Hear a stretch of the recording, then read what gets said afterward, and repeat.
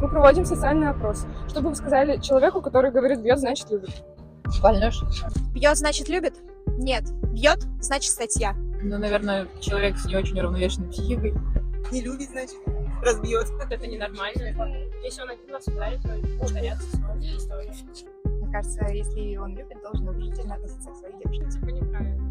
Ежедневно женщины в России подвергаются публичному унижению, испытывают давление и осуждение, гибнут от домашнего насилия, сталкиваются с дискриминацией в зарплате и ждут алиментов годами. Это все системная проблема, и ее пора решать. Решение есть. Ксения Горячева, депутат Госдумы от партии «Новые люди», запустила манифест женщин в России. Он состоит из 10 заветов, включает в себя базовые принципы: уважение вместо хамства, любовь вместо агрессии и выбор вместо запретов.